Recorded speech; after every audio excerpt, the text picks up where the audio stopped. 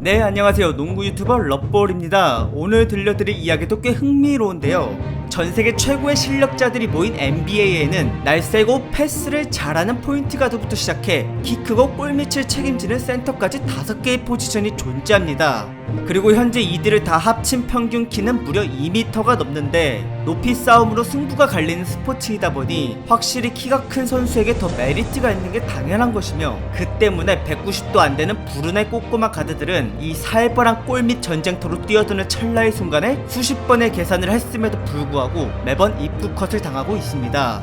하지만 이런 암담한 현실을 뒤엎어버리고 골밑을 폭격했던 한 난쟁이가 있었으니 그의 이름은 바로 아이제아 토마스. 신발을 신었을 때의 키가 고작 174.6cm 밖에 되지 않는데도 자신보다 30-40cm나 더 높은 거인들을 상대로 공중에서 호각을 다퉜고 각종 현란한 스킬로 득점과 어시스트를 뽑으면서 전세계 NBA 팬들을 열광케 했는데요. 현재 NBA에선 가장 작은 선수이지만 슈퍼스타가 되겠다던 꿈과 배짱이 그 누구보다도 못지않게 거대했던 이 선수의 스토리를 지금 바로 펼쳐보겠습니다. 때는 바야흐로 1989년 NBA 파이널. 우승컵을 잡으려 하는 LA 레이커스와 디트로이트 피스톤즈 경기를 관람하던 한 유부남이 이제 겨우 100일을 넘긴 자기 아들을 걸고 친구와 내기를 했는데요. 만약 내가 응원 중인 레이커스가 진다면 디트로이트의 주장인 아이제아 토마스 선수 이름을 내 아들에게 갖다 붙이겠어 라는 말이 4대0 레이커스의 패배로 이루어지고 말았습니다. 이를 알게 된 아내는 어이가 없었지만 그냥 따르기로 했고, 대신 스펠링 A만 더 추가해서 성경에 나오는 과거 선지자의 이름을 쓰자고 합의를 봅니다. 미국 워싱턴주에서 태어나고 자란 아들 토마스는 과거 레전드 선수의 이름을 받아서 그런지 어릴 때부터 농구에 큰 소질을 보였으며, 자신이 동경했던 드리블의 달인 앨런 아이버슨의 경기 영상을 보고 매일매일 동작을 따라하며 연습했는데요. 그러한 노력이 계속 쌓이고 쌓여 농구 선수를 꿈꿀 수 있을 정도의 실력을 갖추게 되었고, 그 후에 집 앞 커티스 시니어 고등학교에 진학한 뒤 팀의 주장을 맡으며 워싱턴주의 다른 학교들을 상대로 많은 득점을 뽑아냈었는데 3학년 때에는 무려 평균 득점이 32.8점이나 되었습니다. 이러한 활약 덕분에 졸업반 때에는 전문 스포츠 매체에 의해 전국 고교생들 중 92등에 랭크되었고, 곧바로 워싱턴주의 시애틀에 있는 워싱턴 대학교에 입학 제의를 받아 그때부터 NBA를 목표로 더 진지하게 경기를 뛰기 시작했습니다. 그가 다닌 학교와 다른 9개의 학교는 퍼시픽 10 컨퍼런스라는 지역에 속해 있었는데, 여기가 다른 지역들보다 비교적 높은 수준을 지녔기 때문에 토마스는 자신의 명성을 높일 좋은 기회라고 생각했으며 1학년 때부터 주전 자리를 꿰차 평균 15.5득점으로 팀 내 1위를 달성한 뒤 퍼시픽 10 컨퍼런스에서 올해의 신인상을 수상했습니다. 그 이후로 그는 계속해서 득점과 어시스트에서 큰 발전을 보였고, 급기야 3학년이 되었을 땐 2011년 3월 12일에 있었던 애리조나 대학과의 컨퍼런스 챔피언 마지막 경기를 연장전 접전 끝에 버저비터로 우승하는 큰 성과를 이루기까지 했는데요. 이날 단 한 번의 교체도 없이 계속 뛰면서 팀을 챔피언으로 만들어준 토마스는 비록 전체 대학 토너먼트에선 32강 탈락의 쓴맛을 봤지만 평균 16.8득점과 6.1 어시스트라는 준수한 성적과 함께 자신감을 가지며 오랫동안 꿈꿔왔던 NBA 드래프트로 뛰어들었고, 여기서 그는 60명 중에 꼴찌로 뽑혔습니다.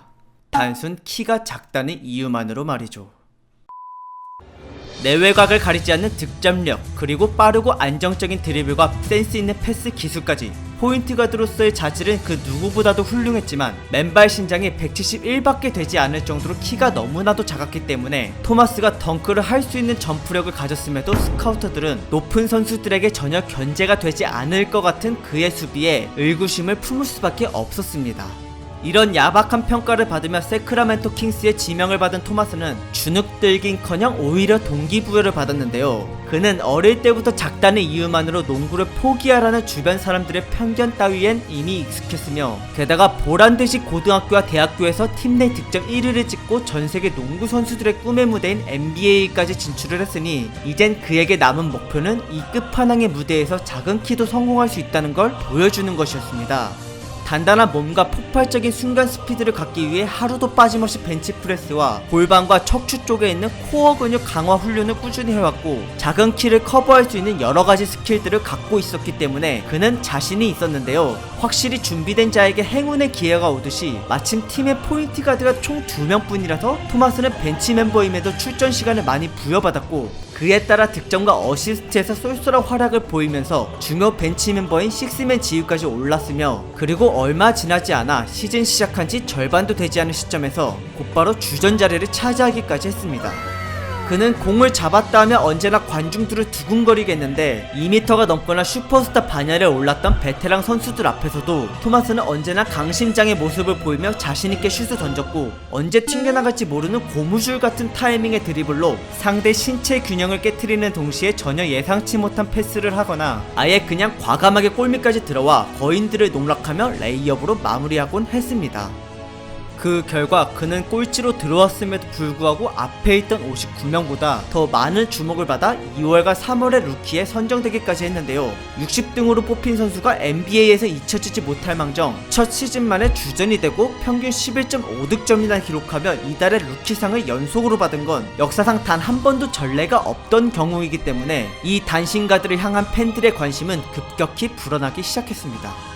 그 후 2년 뒤 토마스의 성적도 2배 가까이 불어났는데 13-14 시즌 도중 그는 킹스에서 세웠던 득점 기록 중 가장 높은 38점을 무려 2번이나 했으며 두 자릿수 기록을 3가지 항목에서 냈을 시 불려지는 트리플 더블을 2014년 3월 18일에 데뷔 처음으로 달성하는 등 여러 활약 끝에 평균 20.3득점으로 시즌을 마감하면서 NBA 처음 들어올 때 받았던 온갖 부정적 평가를 뒤집고 단신 가드의 가능성을 똑똑히 입증하였습니다. 허나 그럼에도 불구하고 킹스는 수년 동안 밑바닥에 맴돌던 팀 성적이 전혀 나아지질 않자 가장 먼저 토마스를 피닉스 선즈에 넘겨버렸는데요. 선즈 또한 그를 중요 선수로 여기지 않고 그저 벤치로만 기용했으며 적은 출전 시간에 20득점 이상의 폭발적인 활약을 자주 했어도 주전 자리를 줄 생각을 하지 않는 선즈에게 불만을 표출했던 토마스는 갑자기 시즌 도중 보스턴 셀틱스로 쫓겨나고 말았고, 그렇게 그는 또 벽에 부딪히게 되었습니다. 하지만 여기서 전성기를 맞이하고 마는데, 보스턴 입단 첫날 토마스를 영입한 단장은 이렇게 말을 했습니다. 여기서 잘하면 넌 보스턴의 레전드가 될 수 있을 거다. 이에 크게 동기부여가 된 토마스는 15-16 시즌이 시작하자마자 첫 2경기에서 벤치로 나갔음에도 양팀 선수들 중 가장 많은 27-25득점을 내며 미친 존재감을 뿜어냈는데요. 게다가 4번째 경기에서 기존 주전 포인트 가드가 부상을 당하자 그 자리를 곧바로 차지하는 행운까지 따르게 됩니다. 그러자 마치 날개를 단 것 마냥 득점력이 폭발하였는데, 특히나 자신을 내친 킹스와 선즈에게 복수라도 하는 듯 더 무자비하게 밀어붙였고 각각 2경기를 모두 굴복시켰습니다. 가드가 필수로 지녀야 할 미들과 3점 점프슛은 리그 최정상급이라 할 만큼 뛰어난 편이었고, 키가 작아 보폭은 짧을지 몰라도 낮은 자세로 순간 치고 나가는 스피드와 더불어 예상치 못하는 박자와 방향으로 드리블을 쳐 수비를 제껴버리는 능력이 매우 훌륭했습니다. 게다가 이제는 여러가지 동작으로 상대를 속이고 블락을 절묘하게 피해 슛을 쏘는 걸 넘어서 아예 몸으로 부딪힌 뒤 공간을 만들어 골밑 득점을 뽑아내기까지 했는데, 다부진 몸의 파워도 좋고 무게중심이 낮았기 때문에 밀리는 경우가 거의 없었으며, 그 과정에서 파워를 유도해 자유투를 얻어내거나 순간 집중력을 발휘해서 레이업을 상대 블락 높이보다 더 높게 던지는 등 키가 작은 선수들이 쓰는 온갖 기술들을 유감없이 발휘하였는데요. 보스턴 감독은 이를 극대화시키고자 토마스를 위한 전술을 짜게 되었고, 그에 따라 나머지 선수들은 이 에이스가 공격을 원활히 할 수 있게 계속해서 스크린에 서주었으며, 이러한 전폭적인 지원에 토마스는 센스 있는 어시스트와 다득점 기록을 내는 건 물론이고 한 끗 차이로 승부가 갈리는 4쿼터에서 중요한 순간마다 위닝샷을 성공시키는 해결사의 모습으로 보답하였습니다. 그 결과 15-16 시즌을 22.2득점 6.2 어시스트로 마감했을 뿐만 아니라 생애 처음으로 NBA를 대표하는 올스타에 선정되기까지 했는데, 그 다음 16-17 시즌은 더 잠재력이 폭발하여 20점 이상의 득점을 무려 43경기나 연속으로 이어나갔고 중간에 52득점의 커리어 하이를 기록하기도 했는데요. 이렇게 계속되었던 토마스의 활약은 보스턴 셀틱스 경기장에 그의 이름이 울려 퍼져 가득 차게 만들었으며, 수많은 경기 끝에 기어코 팀을 동부 1위로 올려놓은과 동시에 평균 28.9득점이라는 초단신 가드로선 아무도 상상치 못한 업적과 성공을 마침내 이루어냈습니다. 비장한 각오로 플레이오프에 돌입한 아이지아 토마스. 하지만 시작 직전에 비극을 맞이하고 마는데요.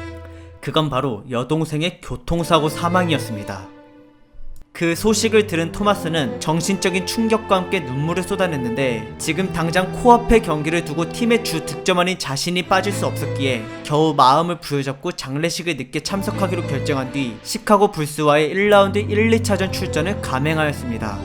그러나 33점과 20점의 많은 득점을 냈음에도 불구하고 불안해진 멘탈 때문에 결정적 순간의 기회를 놓치는 등으로 홈에서 두 경기를 모두 전패하고 말았는데요. 다행히 원정길에 나서는 도중 장례식에 다녀온 이후로는 큰 다짐과 함께 경기장에 나와 이전처럼 팀을 이끌었고 곧바로 무섭게 내리 4연승을 찍으며 다음 2라운드로 진출하였습니다. 다음 상대는 워싱턴 위저즈였는데 1차전에서 앞니빨이 부러지는 부상을 당해서 열이 받았는지 33득점 9어시스트를 그리고 2차전에선 53득점의 어마무시한 공격을 퍼부어 홈에서 두 경기를 모두 압살하였습니다. 하지만 원정에서 모두 패배하는 바람에 7차전까지 가버리고 말았고 여기서 양팀의 치열한 혈전이 펼쳐졌는데 끝끝내 보스턴은 토마스의 29득점 12어시스트 활약으로 워싱턴의 무릎을 꿇게 만든 뒤 동부의 왕을 결정하는 3라운드로 올라섰습니다. 힘들게 겨우 도달했지만 이것만 이기면 결승전 무대에서 뛸 수 있다는 토마스의 바람은 순식간에 부서져 버리고 말았습니다. 2라운드 끝나자마자 이틀밖에 안 돼서 클리블랜드 캐벌리어스와 맞붙게 된 보스턴은 체력이 방전된 상태였고 하필 상대는 슈퍼스타 르브론 제임스였기 때문에 홈인데도 불구하고 1, 2차전 모두 13점 차 44점 차로 처참하게 지고 말았는데 이때 토마스는 플레이오프 내내 불안했던 골반 쪽 부상이 결국 크게 터지면서 3차전부터 경기를 못 뛰게 되었고 그렇게 보스턴은 우승으로 가는 길목에서 르브론을 넘지 못하고 탈락해버렸습니다. 부상으로 시즌을 아쉽게 마무리했던 토마스는 다음에 우승을 노리겠다는 다짐을 하며 재활치료에 집중하고 있었습니다. 하지만 사실 그는 골반 쪽에 고관절 파열을 당한 것이며 이는 선수 인생을 갈아먹을 정도로 매우 심각한 것이었는데요. 작은 키로 돌파를 하고 득점을 하기 위해서 누구보다도 과격하게 몸을 비트는 여러 동작을 수없이 하다 보니 골반과 여길 이어주는 뼈와의 충돌 증후군을 계속 겪을 수밖에 없었고 결국 플레이오프에서 견디다 못해 파열되고 마른 것인데 이 사실을 알게 된 보스턴 단장은 주저없이 토마스를 클리브랜드로 트레이드 시켜버리는 토사구팽을 벌이고 말았습니다. 여기서 잘하면 보스턴의 레전드가 될 수 있다라는 단장의 말만 듣고 팀을 동부 1위로 올려놓은 것뿐만 아니라 여동생을 잃었음에도 슬픔을 뒤로한 채 팀을 위해서 경기를 뛰었는데 그런 자신을 부상 하나로 내쳐버린 단장이 너무나도 미웠던 토마스는 이를 갈았고 그 결정을 후회하게 만들고자 회복을 마친 뒤 곧바로 경기에 나섰습니다. 그러나 막상 그는 이 시점부터 나락으로 빠지고 말았는데요. 골반 때문에 운동 능력이 하락함으로써 전처럼 폭발적인 순간 가속도를 낼 수 없게 된 토마스는 공격에서 르브론에게 가려진 탓에 볼 핸들러의 역할을 제대로 배정받지 못했고 그로 인해 이제까지 작은 키 때문에 약점으로 꼽혔던 수비가 더더욱 부각되면서 많은 팬들의 질타를 받게 되었습니다. 이를 극복하고자 토마스는 계속 돌파를 시도했지만 이젠 그 어떤 상대 선수도 느리고 작기까지 한 토마스를 더 이상 두려워하질 않았고 그로 인한 계속된 부진으로 팀원 간의 조직력과 성적까지 안 좋아지자 토마스는 15경기 만에 LA 레이커스로 쫓겨나고 말았는데요. 게다가 설상가상으로 고관절 부상이 또 발생하는 바람에 시즌이 끝나고서는 재계약 없이 방출되고 말았습니다. 그 이후엔 덴버 너게츠와 최소 계약을 맺고 다시 폼을 끌어올려보려 했으나 밑바닥으로 떨어진 기량도 몸도 마음도 더 이상 희망이 없다고 깨달은 토마스는 결국 로테이션 선수로 전락해버렸고 그렇게 또다시 멀리서 경기를 지켜보기만 하다가 조용히 팀을 떠나고 말았습니다. NBA판을 뒤흔들 정도로 최고의 활약을 펼쳤던 선수였지만 불리한 키를 극복하기 위해서 운동 능력에 많이 의존할 수밖에 없는 현실 때문에 그는 결국 골반 관절뼈가 깎이는 통증 부상과 함께 커리어의 추락을 맞이하고 말았고 초단신인데도 패스가 아닌 득점 위주로만 해왔던 플레이 성향이 토마스를 더 빠르게 나락으로 떨어뜨렸습니다. 그렇게 딱 2년의 황금기였던 보스턴 시절 이후로 가치가 폭락해버린 토마스는 결국 장신의 유명 선수들에게 파묻혀 팬들로부터 잊혀지게 되었고 곧 다가올 19-20 시즌에 워싱턴 위저드의 유니폼을 입고 뛸 예정이지만 되려 NBA에서 마지막이 될 것 같다는 부정적인 여론이 많은데요. 정말로 그 어떤 반전 없이 이걸 끝으로 NBA를 떠나게 된다면 170대의 저 같은 키 작은 남자들은 어디서 대리만족을 찾아야 할지 깜깜할 것 같습니다. 한때 잠깐이나마 제 가슴을 뜨겁게 해줬던 선수인데 그저 안타깝기만 하네요. 네, 준비한 영상은 여기까지고 시청해주셔서 감사드리며 더 좋은 주제로 돌아오도록 하겠습니다. 재밌게 보셨으면 구독 부탁드릴게요.